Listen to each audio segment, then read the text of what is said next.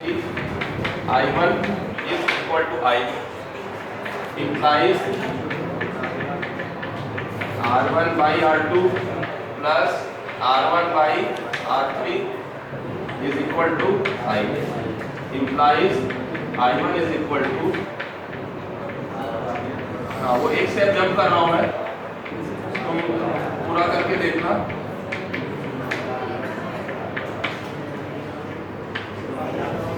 तो नीचे क्या निकल रहा है, R1 R2 plus R2 R3 plus R3 R4 सबका कॉम्बिनेशन है। दो को उठाओ एक साथ, यानी 3 रजिस्टर है तो दो का मल्टीप्लिकेशन। जितना कॉम्बिनेशन हो सकता है, और कॉम्बिनेशन पड़ा होगा ना, जितने कॉम्बिनेशन हो सकते हैं अलग अलग, R1 R2 R2 R3 R3 R4 खत्म।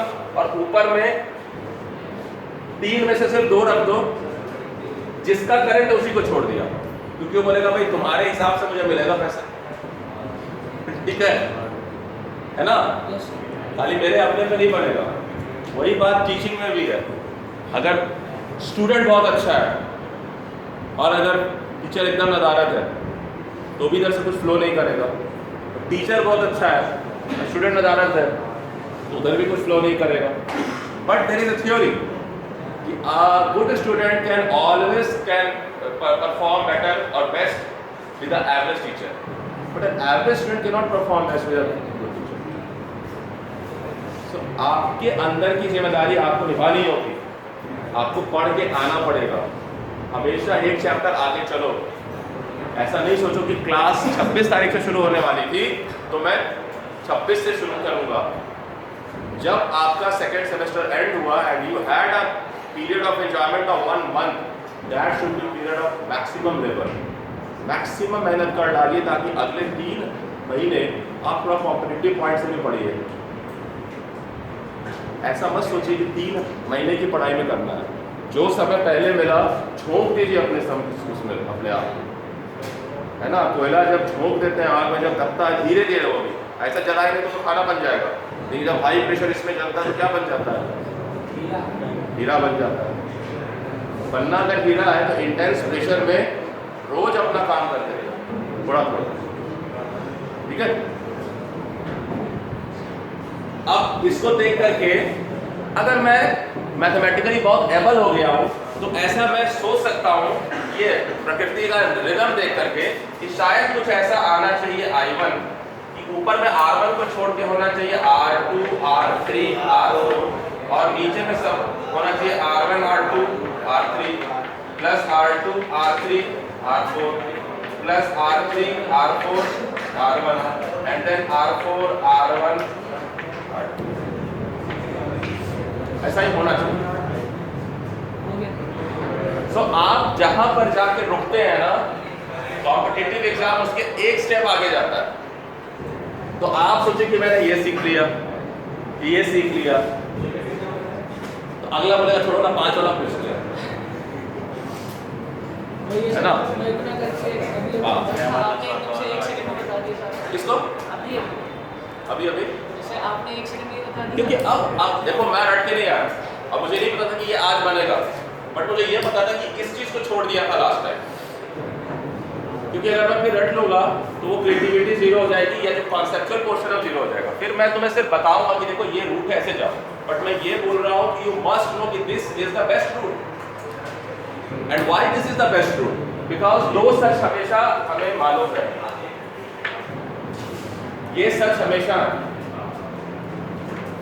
अगर ये सच मालूम है, सर्किट कुछ भी दे दिया जाए, आप हमेशा उसमें से ढूंढ के निकालो, ठीक है। नहीं तो फिर क्या होगा कि सवाल पूछने के बाद आपको क्या नजर आएगा कि भाई अगर मेरा घर तुम्हारे घर के सामने तो बताओ मेरी उम्र क्या है, ठीक है। क्योंकि तो कुछ रिलेट नहीं हो रहा है ना, ठीक है।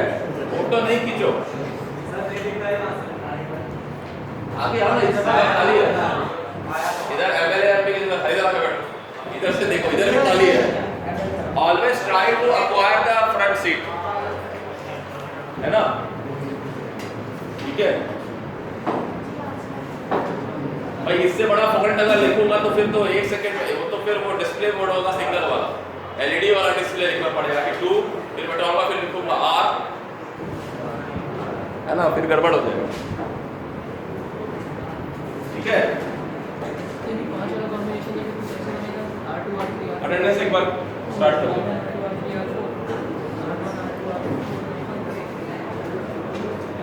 सो अब आप double Kelvin bridge method, resistance को मेजर करने के कई तरीके हैं, there are lot of methods, और मैं सलाह दूंगा कि जो सिलेबस में नहीं है वो भी पढ़िए, ज़्यादा समय नहीं लेगा, ठीक है।